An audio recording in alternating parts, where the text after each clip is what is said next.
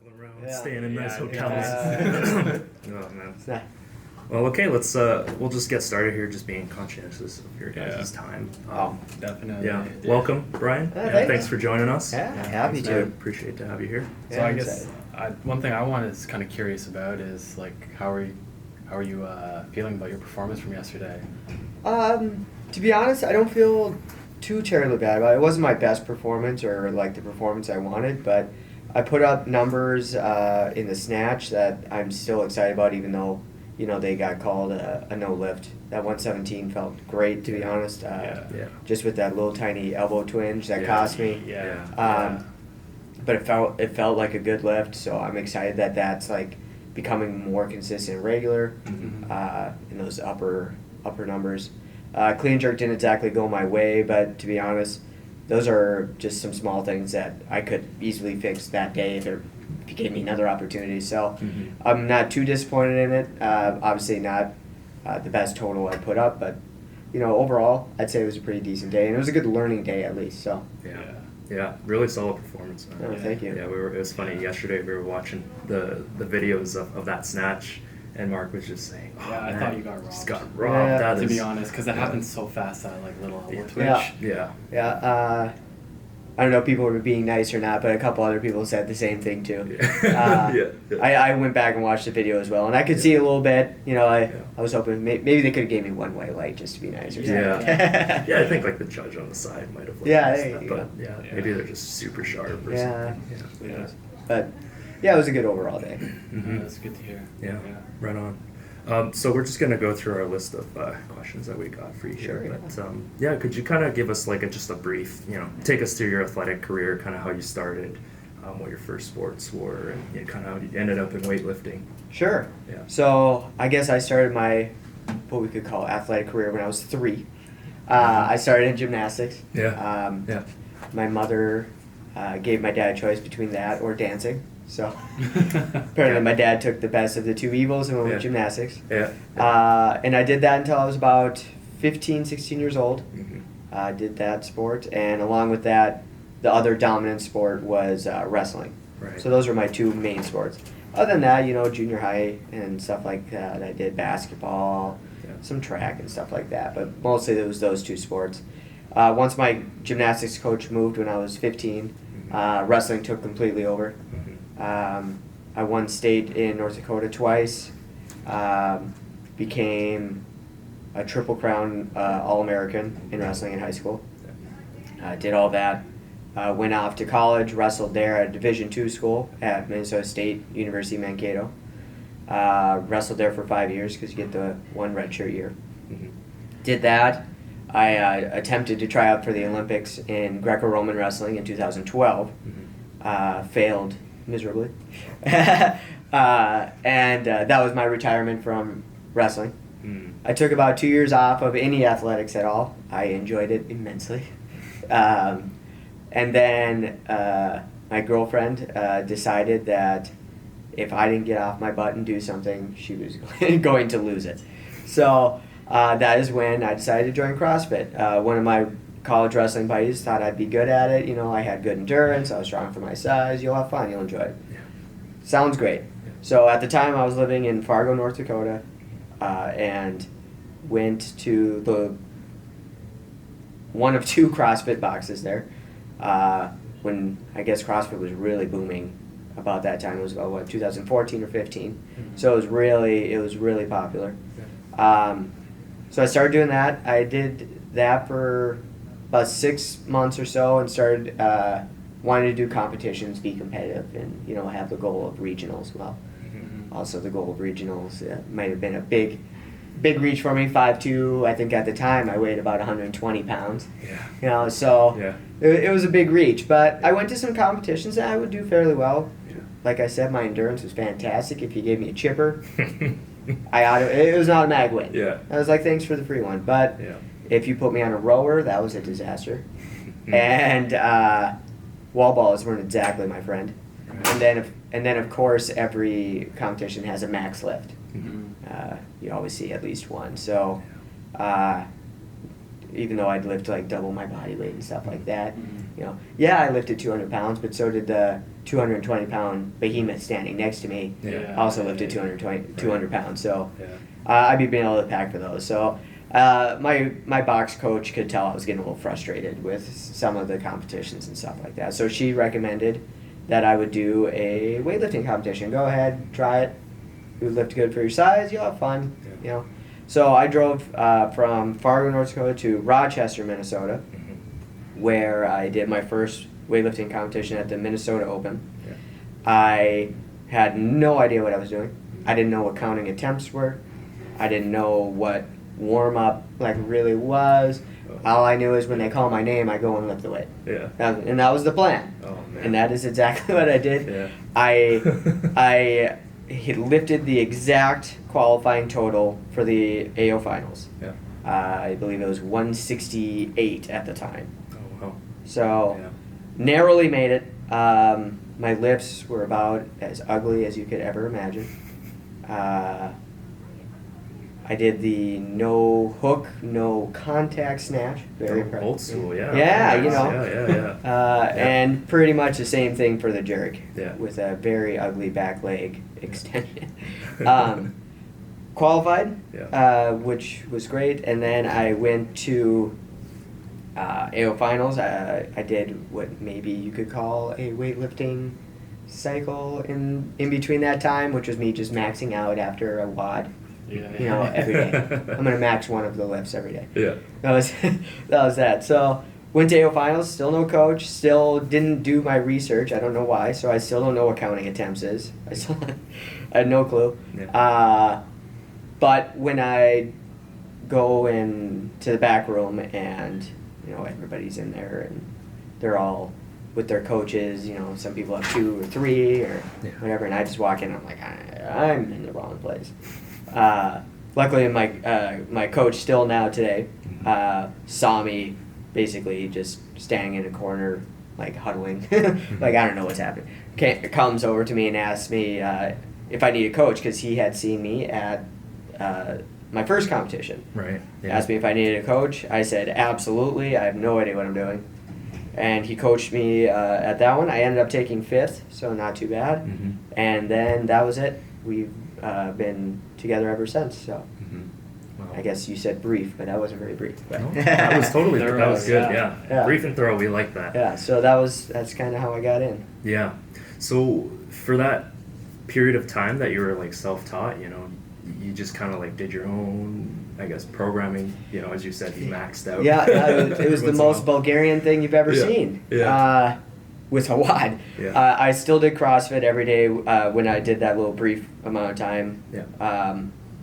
And I just at the end of the WOD, not even before, at the end I was like, all right, now I'll do one of the lifts and I'll max out and I'll see if I can improve. And it's surprisingly, probably because I was so new, I actually did improve. Yeah. The numbers did go up, Yeah. but it was not exactly what I would call a great training style. It's just like those newbie gains. Exactly. That everyone kind of has when they first start, and I feel like almost every lifter goes through the Bulgarian phase just I think so. out of ignorance. Yeah, Yeah. a little bit. Yeah, Yeah. yeah. Just it only works for a very few select amount of people, and those select amount of people might even Yeah. have had a few helpers. Yeah. Yeah. Yeah. Yeah. No, it like you said, it was mostly those newbie gains. Maybe I picked up a little technique change in there Mhm. to just make it so it kept going up. Maybe I was just getting used to the intensity, but yeah, it was like I said, it wasn't the best style of thought, but what did I know? Yeah, exactly. So would you say that it was after this first AO competition that you transitioned fully into weightlifting? Absolutely, yep. That was when I called it quits from CrossFit. I would still do some workouts and WODs every once in a while if I got the itch, but it was full on weightlifting from then on. Okay. Right on. Yeah. That's really good. So yeah, you've come a long way then since that first competition. So what have been some of your favorite moments in your past competitions or in training or in the sport that you think of? For competitions, and it's going to sound weird, it has been mostly my losses that I've enjoyed the most, and that's going to sound weird. I have 2 competitions that I absolutely loved doing, and it was because they were real competitions. It was competing. Mm-hmm. My first one was Nationals in Chicago as a 56, and me and Michael Fox went head to head. It came down to the last clean and jerk. You know, you had to get it, or else you know, it wasn't gonna happen. Unfortunately, I didn't. Yeah. But it was super fun, and that I still think that might have been the most fun I've had at a competition. And I lost. It took second. Yeah. And then the other one was actually just AO3 in Vegas here, where once again it was me and Daryl Barnes going back and forth, and I had tons of fun with that one. You know, and the actual competition is what makes it fun for me. Yeah. You know, nobody enjoys going and blowing everybody out of the water and whatever. That's no fun. Yeah. And nobody enjoys like being so far away that, well, I might as well not even bother. Yeah. You know, it's when you're right in it, competing with somebody, Yeah. is how you make it fun. Yeah. So like And being so- neck and neck with the pressure and Yeah. really feeling that. Yeah. Yeah. Yeah, that's the fun part. All the fun little like jumps back and forth. Yeah. You know, you're going for this opener, somebody else decides to push you up, and you're like, oh no, we're not doing that. We're gonna push you back up. Exactly. Yeah. So. Yeah, that's Yeah, pretty- that's what I think is fun. So Yeah. I would say that's for competition. It's those. Yeah. Training wise, maybe getting older has made me cynical. Training is training for me. As much as I love getting PRs because I love seeing improvement and getting better. Yeah. It's not as exciting for me for PRs, I guess, because there's more work to be done. Yeah. There's always more work, Yeah. which can beat you down too. And if you don't get excited about something, it's hard to even show up sometimes. That's right. So that's sometimes it's tough for me because I don't get as excited about training anymore. It's it's work. It's work time. Mhm. Yeah. But you still find like ways to have fun. The community, whoever you can be around to make it fun to talk to Yeah. in between Yeah. lifts, stuff like that. Yeah. That's the enjoyable part of training for me is getting to be around my group of people. Yeah. Have fun that way. Yeah. No doubt. Yeah. It's training can be hard to have fun when you know the pain that's waiting there. Right? Yeah. Yeah. Most certainly. Yeah. Speaking of training and having fun, like, can you kind of like tell us what's a typical day in your life look like? Like, I imagine you probably train like pretty frequently, almost every day of the week. Sort of. At minimum, I usually train 6 days a week. Yeah. Sometimes I have 2 days, usually every other day, depending on where I'm at in the cycle. Right. Typical day, kind of, like I said, depending on the cycle, we'll likely look at one of the lifts, one of the classical lifts, maybe some of the derivatives along with it, some pulls, or maybe some stuff from the hip or hang or blocks. A strength lift, most certainly, squat, front squat. Like I said, there will be a pull, maybe a deadlift in there, and then would likely be 2 or 3 accessory movements. Right. I like to take my sweet time, so it will usually take me 2 to 3 hours. But that, like I said, that's kind of because of, once again, I'm going to blame it on the community. They're slowing you down. Yeah, I like to talk, I like to have fun, so I take my sweet time on it. But that's usually about a pretty standard session for me. But it's sometimes it hurts, but eventually it gets better. Are you more of like a morning guy or? I am absolutely not a morning guy. Okay. When I have the 2 days and one of them it has to land in the morning. It is what it is. But I have found I am consistently about 90% in the morning. So it's a little frustrating even when you're ready to go and you're just like, the body's not happening. The rhythms are off. But so I do my best sessions in about the afternoon, whenever I can fit it in with doctoral school and stuff like that. It's just wherever it falls. Right on. Okay. Yeah. So you mentioned doctoral school. What are you in school for then? I'm getting my doctorate in psychology. Okay. So I'm about 2/3 of the way through the program. I got 1 more year left, and then a 1-year internship, and then I get licensed and all that fun stuff. Dude, that's awesome. Yeah. You're almost there. Right? Almost made it. Yeah, that's amazing. That must be a challenge to juggle with training and all that too, right? Because you got coursework and studies, and then you have to train for maybe three plus hours a Yes. day. So Yeah, I definitely have my time scheduled out pretty Yeah. strictly just because of that. But Mhm. luckily, I have been able to figure it out for the most part through navigating everything, and it's been able to work out. But some days are pretty rough on it. Yeah. But I make it work. Yeah. No, that's really, really amazing. Yeah, that's a good characteristic to have. You know. Yeah. So, since you have your time all scheduled out so much, what do you like to do for R&R? Like, especially when it comes to like maybe food or like hobbies outside of weightlifting, if you even have time for that. I don't get a ton of time, so most of the time, like, the R&R is just basically, crashing on the couch and watching a little TV before Yeah. dinner or bed. Yeah. So that's mainly it. I don't get out too often, but I enjoy wildlife photography, but I have not been able to do that in a long time. But I like to get out in nature, and Yeah. I don't think I'm really that good at taking pictures, but I pretend to, and Yeah. it gives me a reason to go out and do it sometimes. And Yeah. so I enjoy doing that. Mhm. Once again, like, I haven't been able to do it in a while, but I like hunting sometimes. I'm from North Dakota, so yeah. Yeah. I enjoyed hunting all the time there, but since I moved to Phoenix, I haven't really gotten to do it. Yeah. I keep saying because it costs so much, but Yeah. but so those are things that I used to like to do, I guess. Yeah. Other than watching TV, I guess I go out every once in a while. My girlfriend has friends. I don't really. I don't have friends. I don't have time. So I go out with her and her friends sometimes, and I see my weightlifters outside of the gym every once in a while too. So They're your friends. Yeah. You have your friends in the gym. Yeah. You got tons of friends. they might argue with you with what I do to them in their programming, but Never mind that. so yeah, I guess that's about it. I don't get a whole ton of time, but Yeah.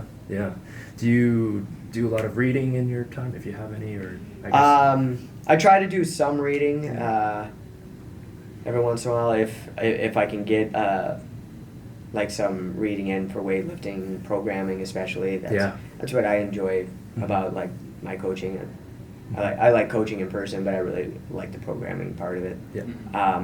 So if I can get some reading in on that, I enjoy that. And so I have Yeah. a few books waiting on me still. Yeah, to I can get done. definitely relate with you on that. I've Yeah. been collecting quite a few books too, and you just crack it open and you Yeah. always read on the thing that you're concerned with. Like, Exactly. What's the little say on split jerking and how to do it right and Yeah. stuff like that. So that's really cool. Yeah. So, I got a question for you. Sure. Since you're doing your doctors in psychology, how do you think that has helped you in your weightlifting performance?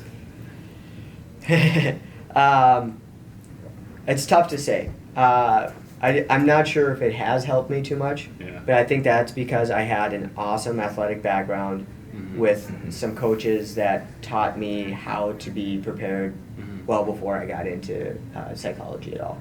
It was nice, especially my dad, who was a collegiate wrestler as well, and I had a great high school coach, a great college coach that they were all about the mentality and how to address being an athlete. They taught me, especially mental toughness, which I know a lot of people talk about all the time, and I guess it is something that can be learned. Yeah. But man, it is really nice when it's just inherently ingrained into you, just Yeah. like from the beginning. Yeah. Since 3 years old. Yeah. Yeah. And so it's really nice to have had that background. So I gotta say that weightlifting just feels almost like a way bigger stress reliever. Because I get to be in way more control than I did when I wrestled. I don't have somebody ripping my arm off while I'm lifting the bar. So I get to be in complete control. It's a nice mental break to not have to worry as much. Yeah, you got the pressure of being on the platform by yourself. People are staring at you, and you're very, very aware of it, which in wrestling, you're not aware of that at all. You're just worried about the guy in front of you. Yeah. So it's a different kind of mentality where you have to be prepared to, just be able to do what you do and, Right. kind of go out there and just get it done. Where wrestling, you have to be a little bit more mentally prepared that this person's going to try to hurt you. Yeah. And your goal is to try to hurt them. And it's just a whole different kind of mental toughness. But luckily, I feel like weightlifting has just a different aspect where it feels a little bit less stressful. Yeah. Okay. It's probably pretty nice to go from wrestling people to wrestling with an inanimate Yeah. weighted object. Yeah. Now, granted, none of them Yeah. weighed 140 kilograms. True, yeah. Yeah. But you know how it's going to fall on you Yeah. every time. Yeah. It's the same, so it's Yeah. it's pretty nice that way. Yeah. Well, do you think if you don't think it's been a huge part in like essentially your athletic career, do you think it has some carryover into your coaching? I absolutely would say yes to that. Okay. I think that a lot of what I've learned in not only my doctorate program but also my master's, I've gotten to learn a lot, especially about communication. Right. Arguably, some of my athletes might disagree with me on that one at some points, but the way you communicate with people, how you word things, it does matter. Yeah. Just simple tweaks to the way a sentence comes out makes a big difference. There's ways that you can word a sentence where people feel very defensive, Yeah. even if it didn't mean to come out that way. Yeah, exactly. And then just a tweak of a word or two, and it's like, Yeah. and they want to show you that they're not a lost cause at that point. Yeah. They want you to not give up on them. And it's just a little tweak of how you phrase it. Yeah. So I think communication in psychology has really helped me come through. I know they're therapeutic techniques, but some of the techniques that I have learned from learning therapy in different modes and modalities have been able to play out when talking to my athletes. Trying to get them to work through this difficult weight, this difficult time in their training. Yeah. It helps. It's not all just programming. There is a different aspect of it, and so I think it has come through in that way. Yeah, definitely. That's one of the things I always found really interesting about the sport is like how much of a mental aspect there is to it. There really is. Right, and like how challenging that can be. Like if you're not mentally there, usually, at least my workouts, they're not going to happen in a good way. Yeah, Yeah. absolutely. I've always said the mind breaks before the body does. Mm-hmm. So Yeah. you'll fail. Your mind will fail way before your body ever will. Yeah. So it's tough when you're having a mental break in a session or in a cycle or whenever it may be. Mhm. It's tough to put up that weight, that percentage that you're supposed to be able to do. Yeah. Even if your body's ready, if everything Yeah. should be going according to plan, if your mind's not there, it's not going to happen. Yeah. Yeah. Yeah.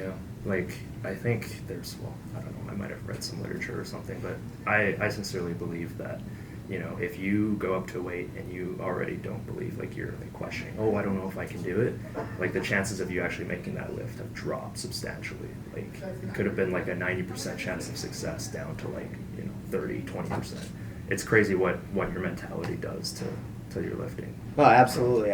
I would agree with you completely. If you're questioning yourself, it's gone. It's already done. Yeah, it's already Yeah. over. I have a few athletes that we have to work on that exact thing, is that confidence, Mhm. addressing that bar, knowing that you're gonna hit it. Not like, well, sometimes I miss, sometimes I make it in training. No, we're gonna go out there, we're gonna make it, Yeah. we're gonna do it. You gotta believe it. Yep. Yeah. And so I have a few athletes, and I'm sure almost everybody does, where they have their issues with confidence and going up and just, all right, let's go. Yeah. So Especially around like a certain weight, like once it gets heavy. mental weight behind it, where they feel like, this is the one I always miss, or Yeah. this is the one I really want and I never get, or Yeah, something yeah. like that, and it just they always seem to miss it, and then you sneak something on them, like you add another kilo or two, and they hit it, and you're like, yeah. Yeah, isn't that weird? It's Yeah. like, let's say, I don't know, 100, it's Yeah. like, oh, I don't know if I could do this, and suddenly you change it to 102, and then it's like the mental block is just gone. Then you just blast through it. I actually had an athlete recently with that on squat, She was trying to finally break that 300-pound barrier. Wanted that 136. Mm-hmm. And I put 140 on it, and she just did it. It's like, yeah, Yeah. it's Holy cow. it's just all there. Yeah. So, That's insane. yeah. So, what do you usually do to help athletes get over that mental barrier? Or do you have advice for athletes trying to get over that mental barrier? I do. Never avoid it. That's the first thing. Mm-hmm. As much as we just talked about, like, yeah, they had that 100, so we did 102, and then it was fine. Yeah. That's avoiding it. Yeah. It really is. Yeah. That's avoiding the problem. Right. Because eventually it comes again. It's about preparing for it. Everybody who has a mental block on a weight Yeah. has it for a reason. It's there for one reason or another. Maybe it's a goal. Maybe it's just fear. Mhm. There's something there that's a reason why we keep coming to this weight. Mhm. We're not just coming to it coincidentally. Yeah. There's a reason. So we can't avoid it. We have to go and figure out why we're coming to this weight Mhm. and what the prevention is, and let's work through where we need to go to make it so that this isn't a problem and a block anymore. Mhm. My block for a long time was snatch. If you go back in my history, I bombed out of nationals 2 times in a row. It was awful. But it happens. It's part of the sport. It's a hazard of the sport. Bombing out's no fun. But my snatches in the mid 90s were just the first one was like 93ish, Yeah. and then the second time I bombed out was like around 97ish. Mm-hmm. Both times it was just a complete and total utter disaster once I got on the platform. Yeah. No reason, but it just did. Mhm. So you just hit it head force. You go, you reanalyze, you figure out why is this happening, Mm-hmm. and you attack that. Mhm. You go head on it, because whether it's fear, like I said, or whether it's a goal, Yeah. either one, it has to be addressed. And if you don't address it, it's gonna still come up later. Right. Whether the goal is like 100 and we keep coming to it and we're not getting it, and you skip it, like I said, go to 102, Yeah. a new goal is going to come up, and we're going to come up with the same issues. Right. Oh, well, I beat the 100, now I'm going to go to 105, Yeah. and then 105 is going to be your new goal that just keeps on coming up as a problem. Yeah. If you're afraid, yeah, okay, I was afraid, and then we skipped it, and then we got a new one. Now I'm afraid of everything above that, because holy crap, that other one was tough. So my advice is really sit down and think about it, because I know when I would miss, and I would just be I don't know why I missed, but it doesn't matter, and I'll move on. I didn't look at it. Yeah. I didn't see why there was a problem. Yeah. Yeah. And I think a lot of athletes want to do that too, because addressing problems is no fun. Yeah. What's the fun of looking at the crappy part? Yeah. Exactly. Everybody wants to look at the PR make. Everybody wants to look at, look, my strength numbers went up 20 kilograms. Well, Yeah. that's great. That's really good. But, Yeah. we still have this problem over here that we haven't addressed for 6 months. Yeah. No one It's- ever. yeah. No one ever wants to deconstruct their failed lifts and look at, oh, this is where you went wrong. That's where you went wrong. Yeah. And then take the time to get through it. Yeah. It's tough, but I really encourage that. Yeah. I think it's important. It's good for mentality, because, to be honest with me, my confidence comes from knowing I did everything I could Yeah. to be here, Yeah. to do what I need to do. I did everything. There was nothing else I could have done in this amount of time Yeah. that I could have done. I put in every session. I did, the work. I looked at stuff. Mhm. That brings me comfort when I walk on stage. Yeah. And I think that can bring almost anybody comfort. Knowledge, of, everything you've done. Yeah. It brings comfort. I can't think of a single person that Yeah. has done everything Mhm. and then, was uncomfortable Mhm. Yeah. doing what they're doing. They've done it. They've done it 100, 1,000 times. Mhm. They're ready to go. Yeah. And even if they're not completely confident, it's the first time on the national stage or something like that. That's something that you can draw back into to find comfort. Yeah. I worked hard. I did everything I could. Right. I looked at my problems. I fixed them, Mhm. and I'm here. And I think that can bring comfort to a lot of people. And I think it can, help everybody get over that little hump. With whatever their sticky weight is. Yeah, absolutely. No, that's really, really great advice, and it's like a good reminder for myself too, because I'm sure Mark and I, we both, every weightlifter, we all struggle with certain weights or certain things and exercises we don't like to do, but that those weak points are the ones that we should really be honing in on and attacking, like you've been talking about. Yeah, So, absolutely. I mean, I'm guilty of it myself. Those unilateral RDLs. I don't want to do that today. Yeah. I just did a 10-rep max back squat. Yeah. My legs are fried. I'm not going to, I'm guilty of it too from time to time. But then you think back and then those haunt you as well. Mhm. When you skip one and then all of a sudden That's you're like, true. would those 10 RDLs, have, made me make that lift? Yeah. And I've done that to myself too. And that's not a good way to think either. But every once in a while you're guilty of doing stuff like that sometimes. Yeah, it's like the fear of regret almost, right? Yeah. Yeah. In the moment you're like, I'm not going to do this, and you get home and you're like, man, I should have done those. Yeah. Definitely. No doubt. Yeah. Okay, so jumping over for relationships and weightlifting, like I guess how's the relationship been with your family, friends, your girlfriend? I imagine you guys probably everybody a little bit of tugging back and forth, a lot of support, because the sport is very demanding for yourself, so you have to kind of work between those. It is demanding. I'll start with family. Sure. I got my two parents. They're both in Fargo still. Mm-hmm. Luckily, like I said, my dad was a collegiate athlete and has been my coach for almost my entire life. He doesn't know anything about weightlifting. Yeah. But he's learning. Mm-hmm. But he has been a great support. My mother has been too. They both have been fantastic, and I couldn't ask for better parents in terms of support. Mm-hmm. I'm not even sure if it exists. They're fantastic. My girlfriend, once again, great support. Yeah. She's the one that got me into it. I don't think she anticipated snowballing into this. I think Yeah. she just wanted me off the couch for a couple hours every once in a while. Now she's competing But yeah, with your time for weightlifting. She is. Yeah. She has to compete a lot, and I know it's a strain for her sometimes because she gets home from work and I'm still at the gym for another 3 hours. I get home at 8.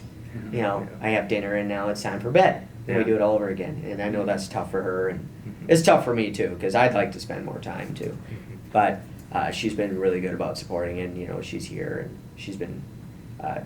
she's even talked about maybe starting to get into it, which it's taken 4 years now, but she's maybe considering it now. Yeah. So you're just working those mind tricks on her, exactly. getting her into it. It's like, just Taking try a and squat little bit at a Try time. snatch, oh, look at that, you're doing great. Yeah. You have potential in the sport. Yeah, You look should at that. totally compete. Well, that's awesome. That's really, really great that you have a strong support structure around you. Yeah, they're good. So, Yeah. and of course my coach is good too. So Yeah. he's fairly supportive. Can't forget your sometimes. coach, #1 support in the sport, right? That's right. So I know you kind of touched on it briefly, but would you say that competition is the main thing that keeps you driven now? I would say that competition keeps me driven to work hard in training. It's if I don't have another one coming, I'm very lazy. I did it, to be honest, right after Worlds in 2017. I wasn't sure when I was going to compete again. And for about 2 to 3 months, I trained. It was very lackadaisical. I got worse. It was awful. As your coach is laughing in the corner. Because he knows, and he had to pull me from the depths there. It's like, all right, you're 'Cause I gonna was- compete. Yeah, Yeah. I was missing 80%. It was dark times. Yeah. But so he had to pull me out of it, and the next time I competed, it went great. I think it was nationals, and that went pretty good. So. Competing definitely keeps me driven to be able to work hard in my training sessions, to be able to still put in all of it, because I know I need to put in all of it to improve and show up there. Once I start getting lazy, that's when the wheels fall off, and we have to hone it back in, and that's even more time. Yeah. So. Yeah, definitely. It's easier to stay on the train than to get off and get back on. Yeah. Yeah, that's the truth. Yeah. So, like, I guess in weightlifting, like, what do you think? You've talked about a lot of different aspects about your training and your mentality that really help you with weightlifting. But I guess distilling it into a few key aspects about yourself, what do you think have been the key success, I guess, items that have contributed to your success so far in weightlifting? I think one of the main ones, especially to begin with, was that, I mean, I started when I was 26 years old. I did a lot of other stuff before it. Mm-hmm. And I wrestled, I did gymnastics, I did, other sports, like I said, in like junior high and stuff like that. Yeah. I didn't start with weightlifting, and, I think that was a big benefit to me. I think that getting to do other stuff other than weightlifting, being a more well-rounded athlete than just a weightlifter, Right. I think is fantastic for anybody. I think, there's two polar opposites out there right now that both prove and disprove my point. Harrison Morris was a great gymnast before he did weightlifting, and now he's one of the best weightlifters in the world. Yeah. And on the other hand, I don't know if CJ ever did another sport, but he's fantastic too. Yeah. So in my aspect, I think having a well-rounded athlete is way more important, especially when they're young, to do. And I think that was big for me. I think that was one of them.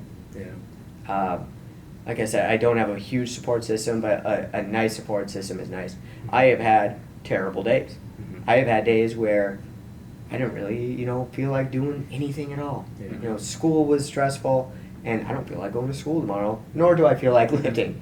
Yeah. I don't feel like doing it. That's tough, and everybody has days like that, whether it's school, work, or, there are some people who that weightlifting is their thing.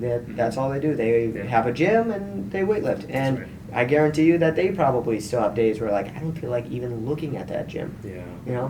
It's It's tough. So having a support system, at least in some way, that helps you, even if you have to take that day off, you're not going to lose everything in a day. You can take a day off.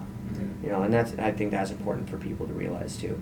Yeah, I said I do 9 sessions a week, but I've taken a day off in my time too. It's not always that, and I think that's important as well, is that people realize that the body has limits. I guess I did say before, the mind breaks before the body, but the body does have limits. Yeah. We have gone through all this science, and we've learned all of these things about the body, and so we should at least listen to that too. And so it's important to listen to your body, take a break, listen to your mind, take a break. I think that's underrated a lot of times. So I think that's important as well. What else?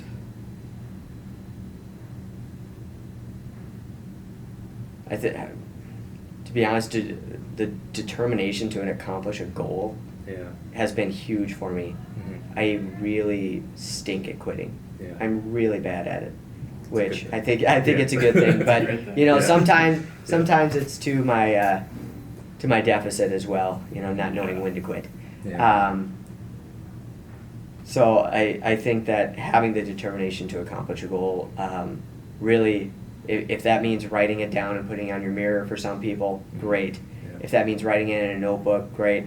I had one athlete write something good about a training session every single day, so that she would feel good about what she's doing. Because sometimes she, would have a great session, and she would still find something bad about it. And you know what? I can't get angry at her. She's critical. She wants to improve, which is great. She has one of the best work ethics I've ever seen. But sometimes that negativity can get to you. And that's tough. That's a weight on you that sometimes you don't need. So I had her write something good every day to try and fix that, and along with the goal of the training session and what the ultimate goal was. And I think that I saw her perk right up after she started doing that for about a week. And it was really nice. And so, my goals are much different than most people's. I have daily goals.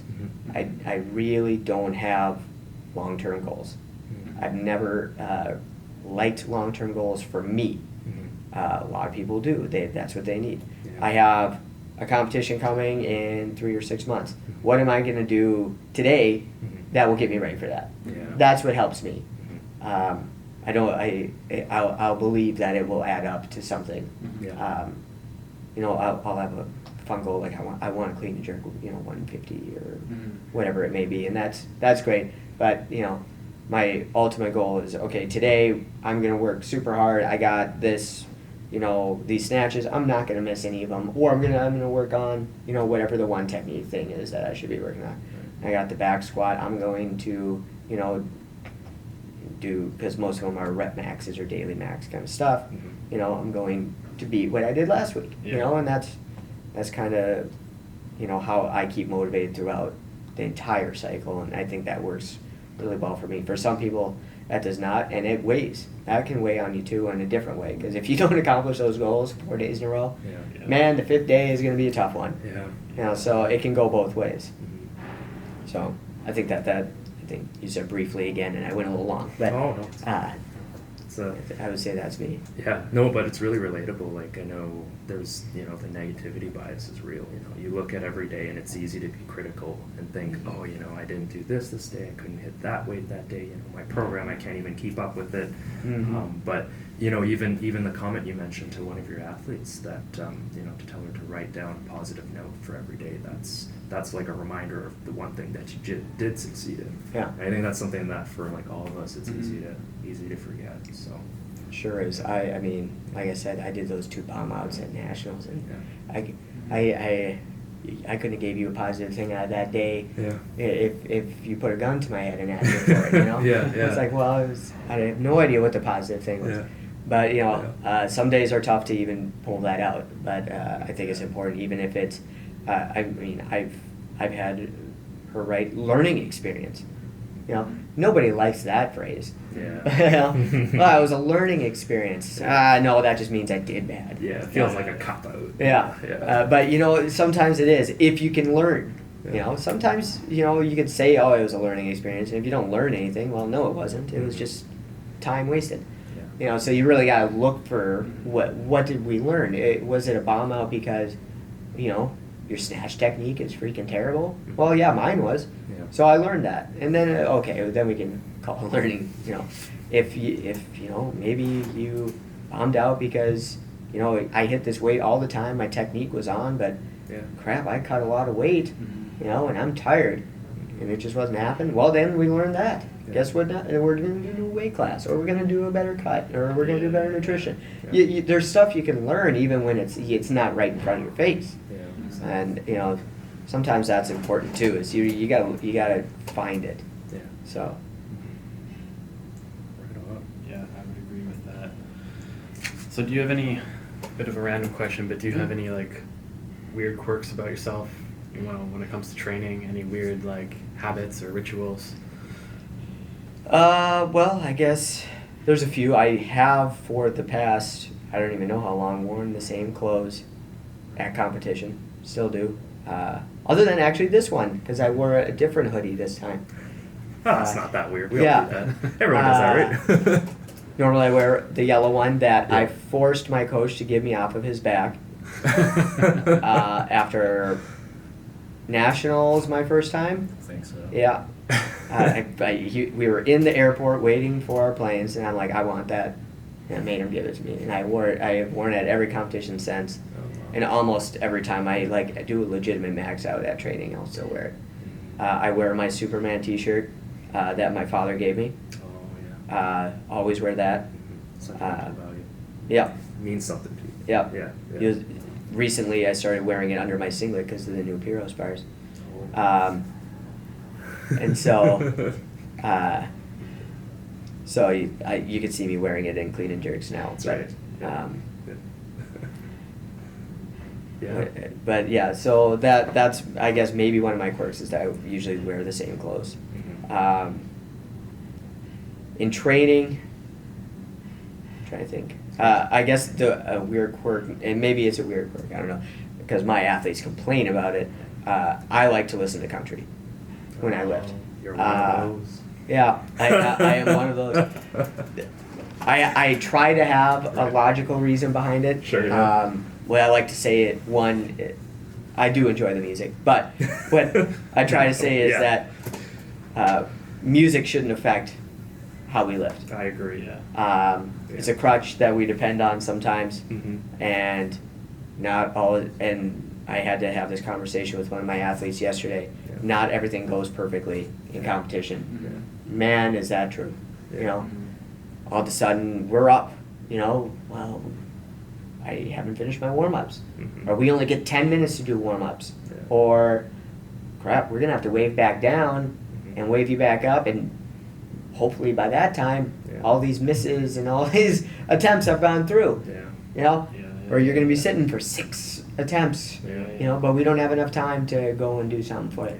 It's not perfect. Yeah. And so it's great that if you have a music that you can listen to, get pumped up, and then go and lift, that's great. But Mhm. to be honest, if you can stay on an even keel despite what's going on around you, I think that's much more important. Yeah.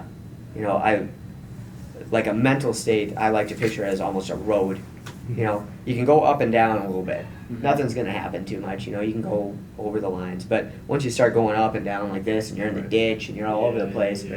you know, that's not what we want. So you can't get too high, you can't get too low. We got to stay in the middle. And I think it's important that you are able to do that Mhm. no matter what. Right.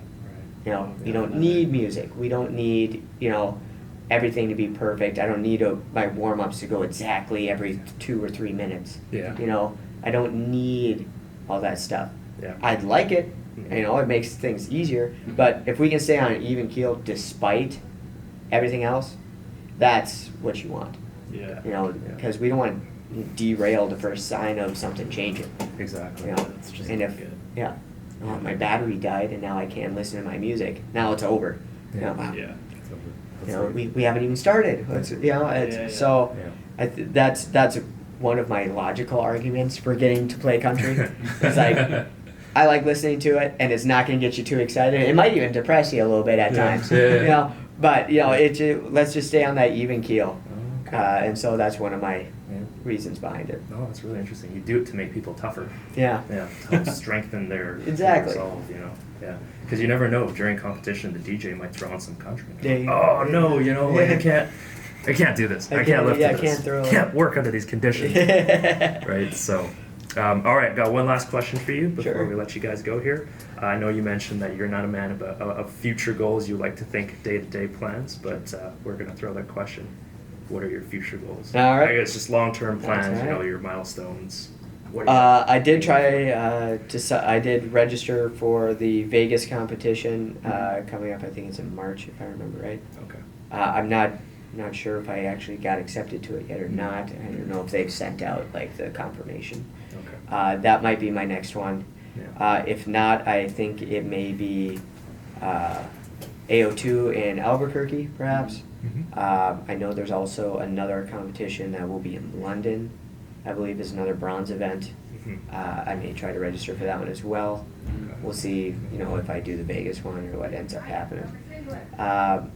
More long term, once 2020 rolls around, so a full year away, Mhm. while I assume most of the other international level athletes are preparing for Olympics. Mhm. I think maybe I'll sneak in on a couple international ones then while they're, Mhm. you know, busy with the Olympic ones, you know, I can Yeah. slide in on some of those. Yeah.